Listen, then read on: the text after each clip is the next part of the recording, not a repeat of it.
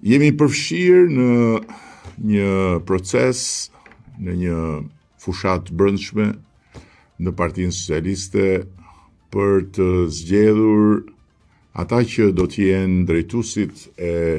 organizatave tona në të gjithë territorin e Shqipërisë, që nga niveli i qendrës votimit në nivelin e njësisë administrative dhe në nivelin e bashkisë. Por në ndërkohë, kjo ka rëndësi për këto shënime sepse nuk është thjesht një fushat e brendshme organizimi dhe energjizimi, por është edhe një fushat komunikimi mes nesh dhe të gjithë atyre që na mbështesin, që na besojnë, apo që kanë dëshirë dhe nevojë të na dëgjojnë dhe që t'i dëgjojmë. Pasi jetojmë në një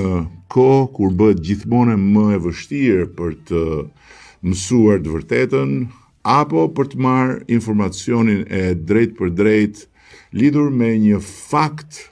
që të intereson. E kundërta ndodh, je me njëherë i përmbytur nga gjysmë të vërteta që janë dhe gënjeshtrat më të mëdha, nga gënjeshtra safi kur i thon fjalës, nga sajesa e fabrikime dhe nga komente gjithfarësh që në fund të ditës më shumë e mjegullojnë se sa ndihmojnë në kërkimin e të vërtetës.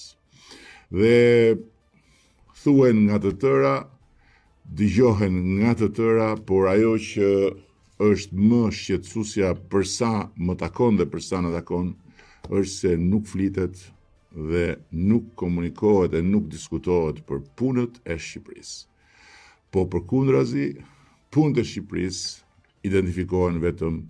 me një luftë mizerabël politike dhe me një përpjekje të vazhdueshme të kujdo që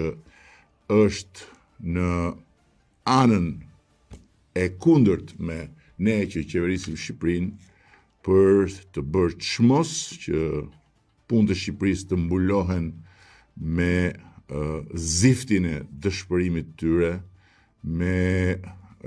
baltën e të gjithë urrëties, mllefit, inateve të tyre. Shqipëria ka probleme, patjetër, ne kemi shumë punë për të bërë, padyshim, jo çdo punë e kemi bërë si duhet dhe sa duhet, kjo nuk ka diskutim, por ama Shqipëria punon dhe punët e Shqipërisë në tërësi